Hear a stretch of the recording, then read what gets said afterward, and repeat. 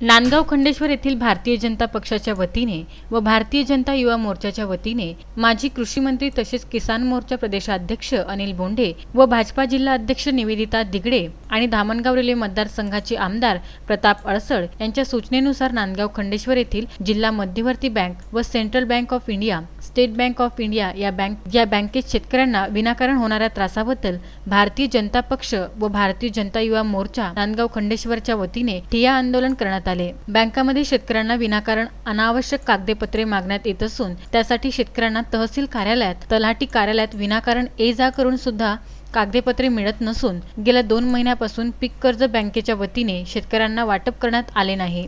त्यामुळे शेतकरी पूर्णपणे हवालदिल झाले आहेत। पावसाळ्याला जवळजवळ 2 महिने उलटूनही शेतकऱ्यांना पीक कर्ज देत नसल्याने शेतीची कामे कशाने करावे अशा प्रश्न शेतकऱ्यांना पडतो आहे। शेतकऱ्यांना विनाकारण होणाऱ्या त्रासाबद्दल भारतीय जनता पक्ष व भारतीय जनता युवा मोर्चा यांच्या वतीने संपूर्ण अमरावती जिल्ह्यात आठवडाभर बँकांमध्ये ठिय्या आंदोलन सुरू असून लवकरच शेतकऱ्यांचे प्रश्न सोडवण्यात येईल अशी माहिती भारतीय जनता पक्षाचे अमरावती जिल्हा सरचिटणीस राजू पाठक यांनी दिली आहे। यावेळी जिल्हा उपाध्यक्ष हरचंद्र खंडाळकर, शहर अध्यक्ष नवल खिच्चे, घनश्याम सारडा, नगराध्यक्ष संजय फोपडे, नगरसेवक सतीश पटेल, युवा मोर्चा तालुकाध्यक्ष निकेत ठाकरे, नितेश कानबाले, दीपक पुसतकर, गणेश राऊत, रणजित खंडाळकर, गणेश मानके, दीपक तिखिले व मोठ्या संख्येने भारतीय जनता पक्षाचे व भारतीय जनता युवा मोर्चाचे कार्यकर्ते उपस्थित होते। अमरावती जिल्ह्यात शेतकरी कर्ज पीक सहायता योजना म्हणून भारतीय जनता पार्टीने हा पूर्ण आठवडा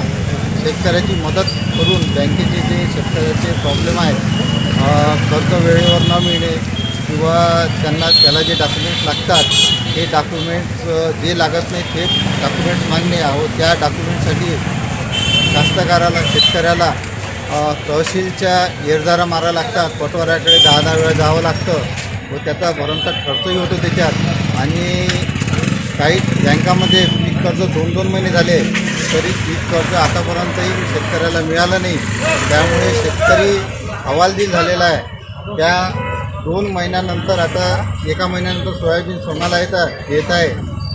सोयाबीनवर फवारे मारणे, निंदन करणे याकरता शेतकऱ्याकडे पैसा उपलब्ध नसल्यामुळं बऱ्याच लोकांची शेती पडीतसुद्धा पडत आहे व त्याकरिता म्हणून सर्व अमरावती जिल्हाभर पूर्ण बँकामध्ये हे आंदोलन करण्यात येत आहे।